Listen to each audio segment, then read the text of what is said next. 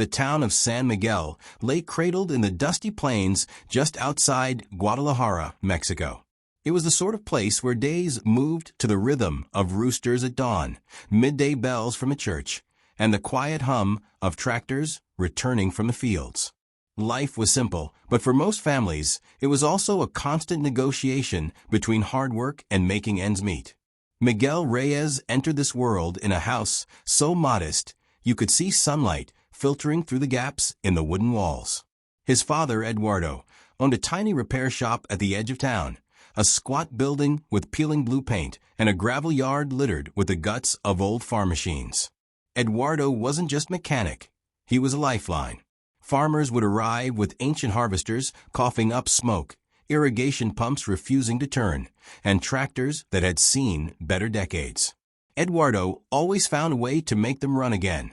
From the time Miguel could walk, he followed his father into the shop, trailing behind him like a shadow. While other children in town kicked a worn soccer ball down the dirt roads, Miguel was far more fascinated by the labyrinth of gears, bolts, and pipes that lay scattered across his father's workbench. It wasn't the sight of machines that captivated him, it was their voices. He swore each one had its own accent, its own personality. Eduardo noticed early that his son had a strange habit. Whenever an engine was running, Miguel would stand still, eyes closed, head tilted slightly, as if listening to a piece of music. "Listen," Eduardo would say, kneeling beside him and placing his calloused hand on a vibrating metal casing. "What do you hear, hijo?" Miguel would concentrate, feeling the pulse of the machine through his palm, the pitch of its hum in his ears. "The timing's off," he might say. Or, "There's a crack in the third cylinder." More often than not, he was right. This uncanny ability wasn't just inherited from his father. Miguel's grandfather, Roberto, had once been a mechanic for competitive racing teams in his youth. Back in the 1960s, he tuned engines for sleek roadsters that tore through Mexico's treacherous mountain passes at breakneck speed. But family life called, and Roberto eventually traded racetrack glamour for the quiet rhythms of San Miguel. Roberto saw something unusual in his grandson, not just skill, but instinct. On sweltering afternoons, while the town's boys played soccer, Miguel sat on a stool beside his grandfather, absorbing lessons in combustion theory, the science of airflow, and the mysterious dance between fuel and fire. Roberto's metaphors were poetic, almost romantic. "An engine," he would say, "is like an orchestra. Every piston, every valve, every belt is a musician. When one is out of tune, the whole song changes.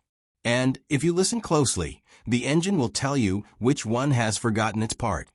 By 15, Miguel could rebuild an engine with his eyes closed, a party trick that amazed neighbors, but, to him, was simply practice. By 17, farmers from surrounding towns arrived specifically asking for the boy with the golden ears. He had no certificates, no formal training, but his reputation spread faster than the scent of oil and diesel in the summer air. Still, San Miguel was a place where talent had limits.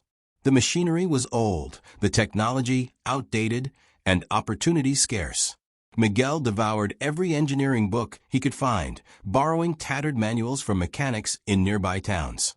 When the power went out, which happened often, he read by candlelight, sketching diagrams in a battered notebook.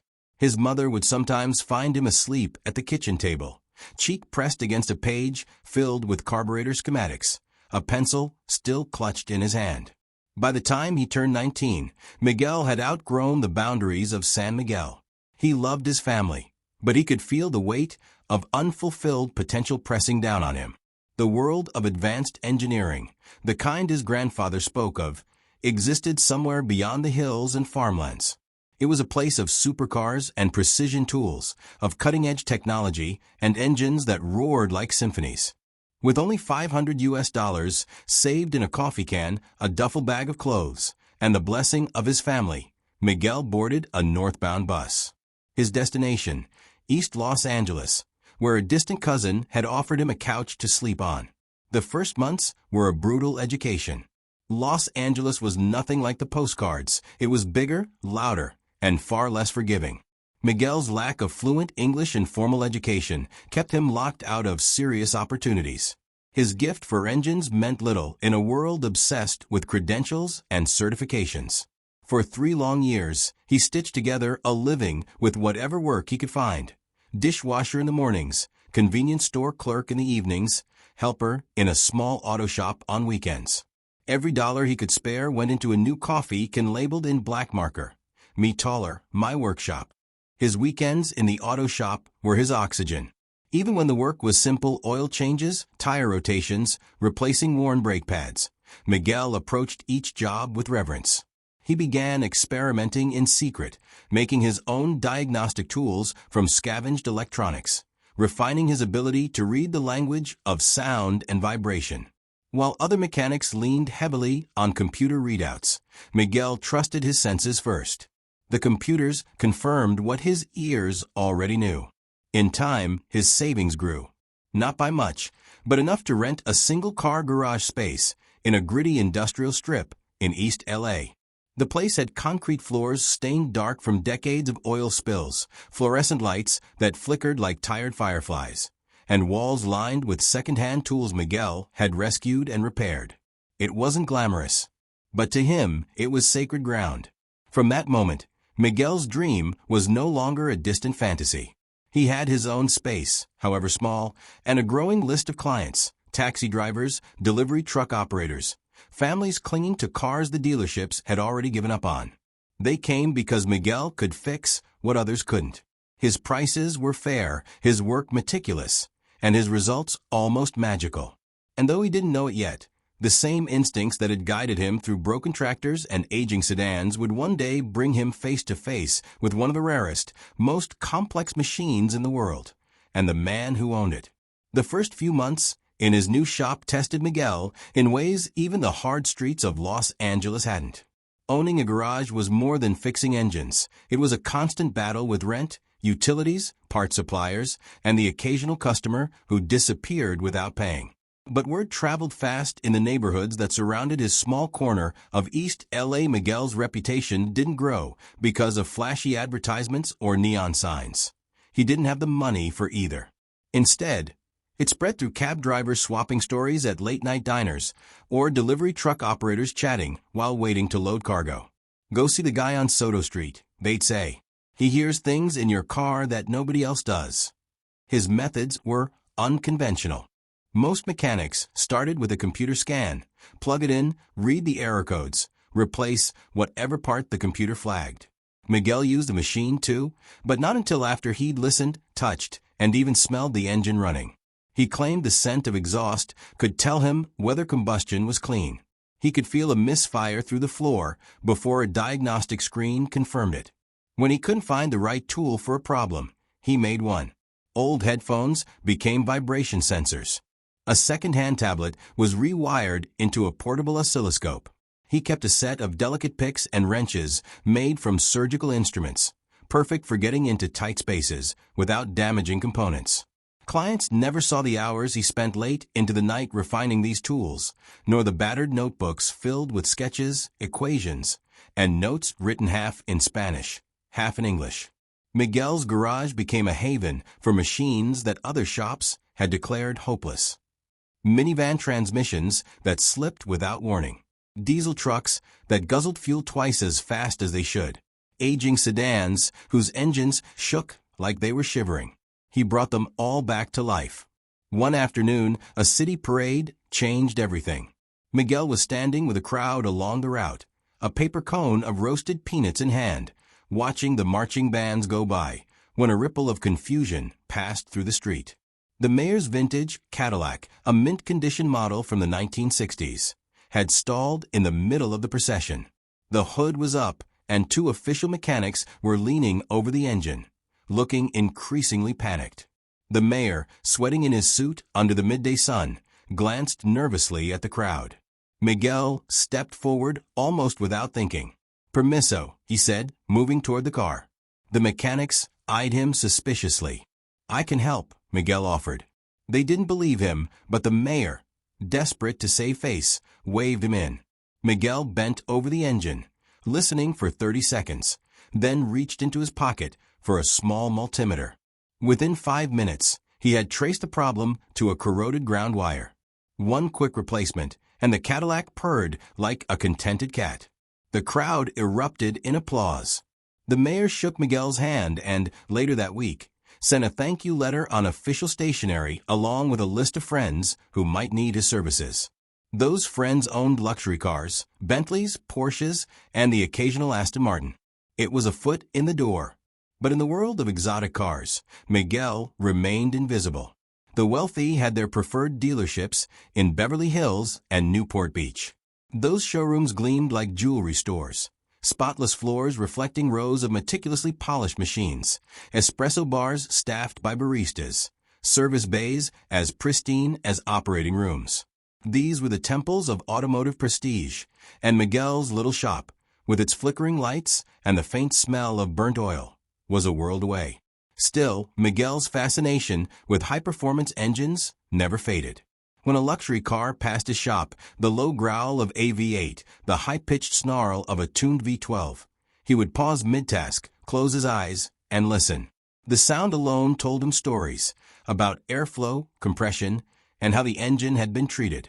Sometimes, it also told him when something was wrong. That day came on a Tuesday afternoon. Miguel was finishing up an oil change on an old Toyota when he heard it, a distinct, almost imperceptible knocking in the distance. He looked up in time to see a bright red Ferrari California glide past his shop.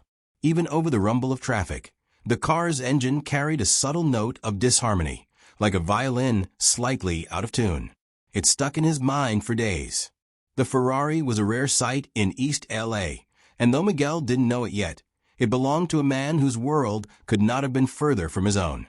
A man who lived in a glass-walled mansion in the hills. A man who considered a car less a tool for travel and more a trophy of success. That man was Richard Harmon. And though they had never met, their worlds were about to collide, not in a gleaming dealership or at a gala event, but at a gas station under the glare of fluorescent lights, with the smell of gasoline heavy in the air. Richard Harmon was the kind of man who never questioned whether a problem could be solved, only how much it would cost. At 42, he had already sold 3 tech startups, owned property in 3 countries, and had a standing invitation to private dinners with venture capitalists who moved money in numbers that didn't fit neatly on calculators. His home in the Hollywood Hills was equal parts fortress and showroom. A glass garage displayed his collection of cars, a matte black Lamborghini Aventador, a restored 1967 Mustang Fastback, and the crown jewel, a Ferrari F8 Tributo in signature Rosso Corsa Red. The Ferrari wasn't just a car to Richard, it was proof of arrival. It gleamed in photographs. It whispered of precision engineering, Italian artistry, and the kind of exclusivity money could buy. When the Ferrari's engine began to develop an odd vibration, Richard didn't panic. That was why he had a platinum service plan at Beverly Hills Exotic Motors. He dropped the car off, was handed the keys to a courtesy Maserati, and left with a calm assurance that factory-trained technicians would return it to perfection. Weeks passed. Each time Richard picked up the Ferrari, the problem was still there, sometimes worse. The dealership replaced sensors, recalibrated computer systems, even swapped out the intake manifold. Nothing stuck. Richard's patience, a finite resource, began to erode. He missed client meetings because the car was in the shop. His irritation turned into disbelief. "This is ridiculous," he told the service manager on his 4th visit. "You're supposed to be the best. If you can't fix it, who can?" The manager gave him a sympathetic but non-committal smile. "Mr. Harmon, the F8 is an incredibly sophisticated machine. We'll find the solution." But the solution didn't come. One afternoon, running late for yet another meeting, Richard stopped at a gas station in Brentwood to top up the tank before handing the car back to the dealership again. The engine idled as he stood outside the car, phone pressed to his ear, juggling investor calls. That's when Miguel heard it. He had just finished delivering a repaired Mercedes to a client nearby and pulled into the same station to refuel his work truck. Even above the noise of the pumps and the low thrum of traffic, the Ferrari's voice called to him. Something was wrong. The note was uneven, not glaringly obvious, but to Miguel it was as clear as a sour note in a symphony. When Richard hung up, Miguel approached respectfully. "Excuse me, sir," he began. "I couldn't help but notice. Your Ferrari has a harmonic imbalance in the intake resonance chamber. It's causing incomplete combustion in cylinders 3 and 6. Richard blinked at him, then looked him up and down. The worn work shirt, the grease under his fingernails, the aging pickup truck with Miguel's Auto Solutions painted on the door. "Is that so?" Richard said, lips curling into a half-smile. "And I suppose you learned that at Ferrari University?" Two men in dealership uniforms, there to collect another customer's car, overheard and wandered over. "Everything all right, Mr. Harmon?" one asked, eyeing Miguel like a stray dog in the wrong neighborhood. "Oh, I'm getting a free diagnosis here," Richard said with a smirk. "Apparently my problem is something called a harmonic imbalance." The taller mechanic snorted. "These street guys, they watch a few YouTube videos and think they're experts." "My shop is in East LA, Miguel replied evenly. "If you'd like a second opinion, I believe I could." Richard cut him off. "You think I'm going to let someone who probably works on taco trucks touch my $300,000 Ferrari?" The dealership mechanics laughed. Miguel didn't. He simply placed his business card on the Ferrari's windshield, nodded, and walked back to his truck. The laughter followed him like exhaust fumes. For another month, the Ferrari remained a source of frustration for Richard. The vibration worsened. The dealership now suggested a complete engine replacement, $85,000, even with warranty coverage, and a 3-month wait for the part to arrive from Italy. "This is unacceptable," Richard snapped over the phone. "I have investors flying in next week. I need this car running." That's when his assistant, Jennifer, spoke up. "Sir, I found this in your car last month when I was looking for your sunglasses." She held up a small rectangle of cardstock. Miguel's business card.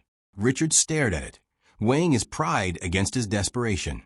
Finally, he made the call. Miguel's workshop was nothing like Beverly Hills exotic motors. No espresso bar. No polished tile floors.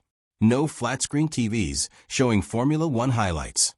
Just concrete underfoot, fluorescent lights overhead, and the rich, honest smell of oil and metal. Richard arrived in a tailored suit, standing stiffly beside the Ferrari as Miguel walked around it with a reverence that caught him off guard. The mechanic didn't pop the hood right away. He listened. He watched the car idle. He circled it twice. "I'll need 2 days," Miguel said finally. Richard raised an eyebrow. "The Ferrari dealership has had it for weeks and couldn't fix it. What makes you think you can do it in 2 days?"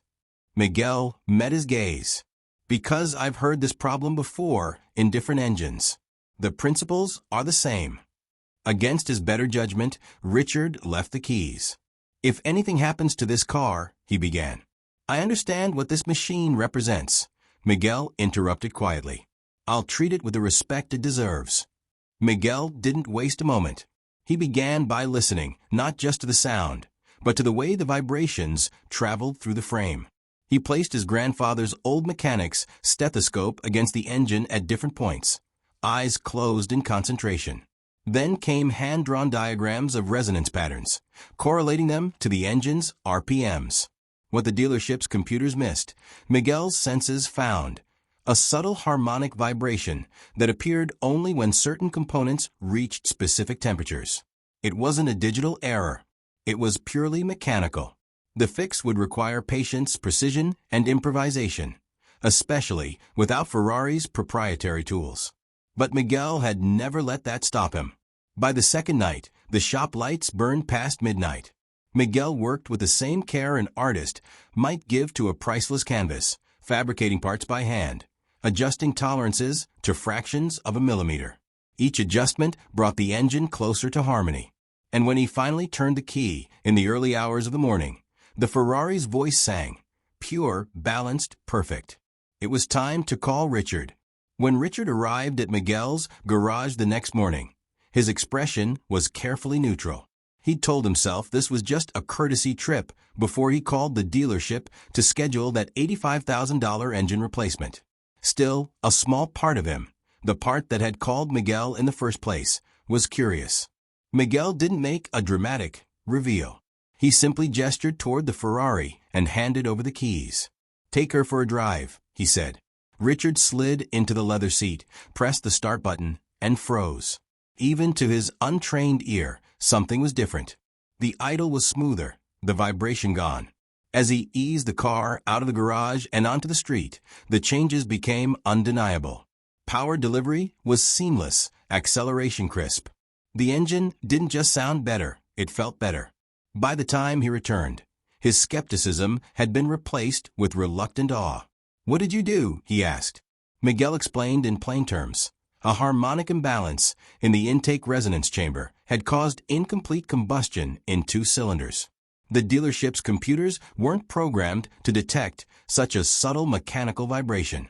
His fix involved rebalancing specific components and modifying their mounts to absorb the resonance, a precision adjustment done entirely by hand. Richard understood maybe 10% of the technical details, but he understood the results. When Miguel handed him the bill, a fraction of what the dealership charged for their failed attempts, Richard frowned. "This seems low for what you've accomplished." "It's my standard rate," Miguel replied. "The complexity of the problem doesn't change the dignity of the work." Before Richard could respond, his phone rang. His expression tightened. "What do you mean they're already here?" he said into the phone. "The meeting isn't until—" He glanced at his watch and cursed. "Traffic accident on Wilshire? How bad?" Hanging up, he turned to Miguel. "I've got Italian investors waiting downtown. The main route's blocked. I'll never make it in time." "There's a canyon road," Miguel offered. "It's winding but clear." Richard hesitated, glancing at the Ferrari. "I just got it fixed. I don't want to push it too hard." "She'll perform better than ever," Miguel assured him. The repair didn't just fix the problem, it optimized the system. Minutes later, the Ferrari was slicing through the canyon roads. The car responded like it had been reborn, cornering with precision, every downshift clean, every acceleration a smooth surge. By the time they reached downtown, Richard was grinning like a teenager. They pulled up in front of a glass skyscraper, just as a group of sharply dressed men stepped from a limousine. One of them, a tall, distinguished Italian in his 50s, turned at the sound of the Ferrari's engine. Richard, the man called, approaching with interest. "Is this your F8 Tributo?" "It is," Richard said, stepping out. The man circled the car, head tilted slightly. "Something sounds different. Better than standard. The harmonic profile extraordinary." Richard introduced him. Matteo Bianchi, Ferrari's chief technical officer, in Los Angeles for a technology conference. Matteo's eyes narrowed in curiosity. "Who worked on this engine?" Richard hesitated, then gestured toward Miguel, who had been standing quietly nearby. "This is Miguel Reyes. He has a shop in East LA. He solved a problem your dealership couldn't fix." Matteo studied Miguel with the polite skepticism of a man accustomed to factory-trained engineers. "And what exactly did you do, Mr. Reyes?" Miguel described the diagnosis and the solution, this time in full technical detail. As he spoke, Matteo's skepticism gave way to something else, attention. He began asking pointed, highly specific questions about harmonic resonance, intake wave tuning, and adaptive damping strategies. Miguel answered each without hesitation, occasionally sketching diagrams on the back of a receipt. When Miguel finished, Matteo was silent for a moment. Then he said, "This is extraordinary. You've solved a resonance issue our own engineering team in Maranello has been analyzing for the next generation of engines." Matteo pulled out his phone. "We need our head of engineering on a video call immediately." 30 minutes later, Miguel was in a conference room upstairs, facing a wall-sized screen filled with the faces of Ferrari engineers in Italy. Richard and Matteo sat nearby as Miguel, marker in hand, drew detailed diagrams on a whiteboard. He explained the sequence of vibrations at different RPMs, the temperature thresholds that triggered the imbalance, and the precise physical modifications he'd made to correct it. The room in Italy was silent for several seconds after he finished. Finally, the head engineer spoke. "Mr. Reyes has identified a flaw in our current resonance dampening approach. His solution could improve efficiency across our entire line." One of the engineers asked where Miguel had studied. "I didn't," Miguel admitted. "At least, not officially." My grandfather was a race car mechanic in Mexico. He taught me the basics. The rest I learned from books and experience. The silence that followed wasn't disbelief, it was respect. As they left the conference room, a familiar voice called from the hallway. The service manager from Beverly Hills Exotic Motors, Peterson, had arrived to meet Richard about another vehicle. He froze when he saw Miguel. "Mr. Peterson," Richard said, his tone cool. "I believe you've met Mr. Reyes." Peterson's eyes darted between Richard, Mateo, and Miguel. "We have factory-trained technicians who—" Mateo interrupted. "Your technicians failed to identify a basic resonance issue. Mr. Reyes not only diagnosed it, but developed an elegant solution our own engineers are calling brilliant." Peterson's face went pale. The investor meeting went ahead, and with the story of the Ferrari's transformation still fresh in their minds, the Italians signed a deal worth twice the amount Richard had expected. That evening, word began spreading through the tightly knit world of exotic car owners. By morning, an automotive blog had run the headline, "Street Mechanic Solves Ferrari's Unsolvable Problem." 3 days later, Matteo returned to Miguel's shop with an official letter. "Ferrari would like to fly you to Maranello as our guest," he said. "Our engineering department is implementing your solution and wants your input on other projects. We're also prepared to offer you a consulting position, 6 figures, with relocation to Italy if you choose." Miguel held the letter, the weight of it heavy in his hands.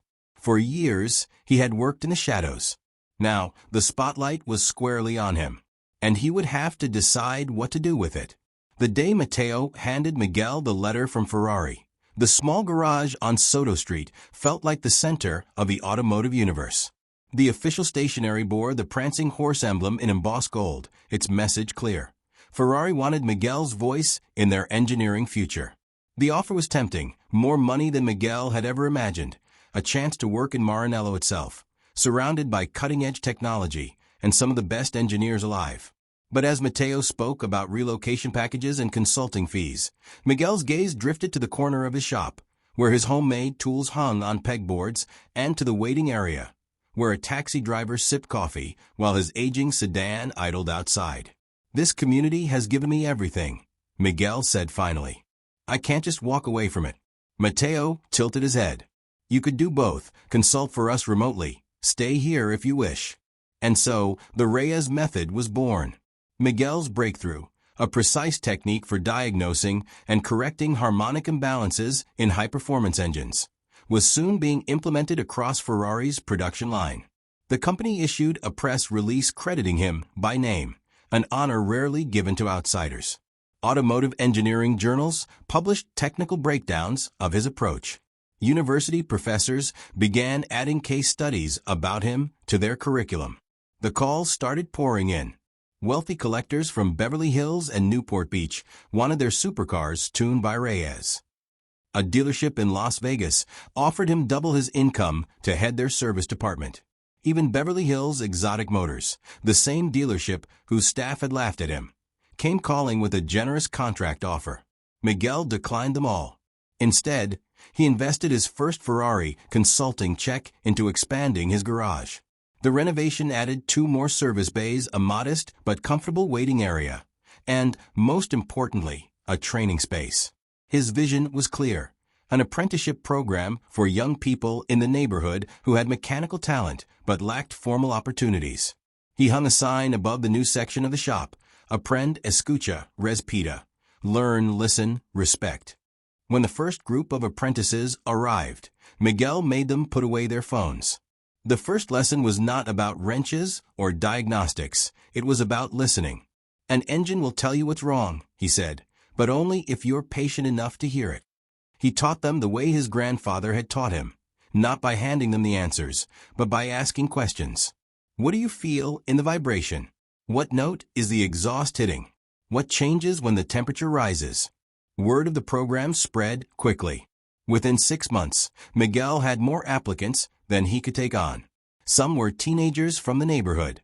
Others were veterans looking for a new trade. A few came from other states after hearing about the Ferrari guy in East LA. Richard Harmon became one of Miguel's most unlikely allies. The humiliation he'd once dealt Miguel at the gas station still weighed on him. One evening, standing in the newly renovated shop, Richard said, "I'd like to invest in your training program and maybe start a scholarship for immigrants studying engineering." Miguel agreed, with one condition. The scholarship would carry no name but the student's. The most unexpected visitor came months later. Peterson, the former service manager from Beverly Hills Exotic Motors. He had been quietly demoted after the Ferrari incident and, without the dealership's prestige, found himself out of work. "I was wrong about you," Peterson admitted, standing awkwardly in the doorway. "I've been in this industry 20 years, and I forgot how to actually listen to an engine." Miguel studied him for a long moment, then extended a hand. "You can work here. Not as a manager.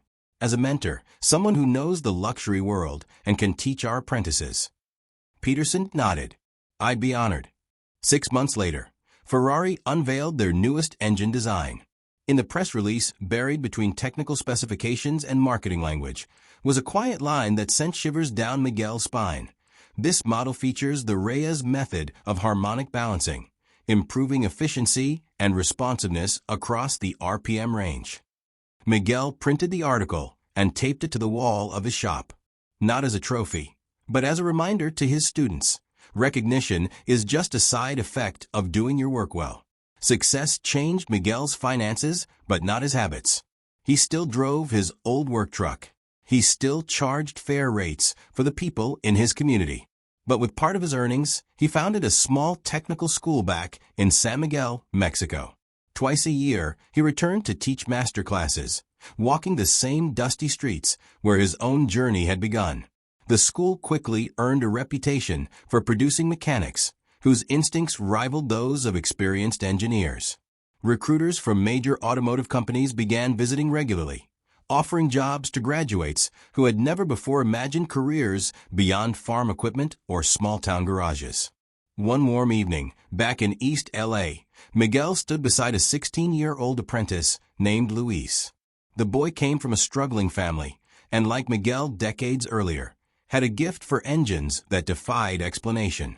They were working on a vintage Mustang, the hood up, the engine idling low. "Close your eyes," Miguel told him. "Tell me what you hear." Luis tilted his head, listening. "The timing's just a little off. Feels like maybe the third cylinder." Miguel smiled. "Good. Now what's the cause?" The boy hesitated, thinking. Could be the valve clearance. Or maybe. Miguel nodded. "We'll find out. But you're already hearing the right music." That night, as the shop lights dimmed, Miguel thought about the strange path that had led him here. The long bus ride north, the years of dishwashing and late-night study, the humiliation at the gas station, the 2 sleepless days that changed everything. He knew not every apprentice would revolutionize supercar engineering. And that wasn't the point. The point was to give them the tools and the belief to do whatever their version of that might be. Before locking up, he looked again at the framed Ferrari press release on the wall. It wasn't about prestige or wealth. It was a reminder that true talent, no matter where it starts, can change the world, if it's given a chance to be heard. Have you ever been underestimated, only to prove everyone wrong? Miguel Reyes had. And his story, from a dusty town in Mexico to the pages of Ferrari's engineering history, was proof that brilliance doesn't need permission to exist. It just needs someone willing to listen.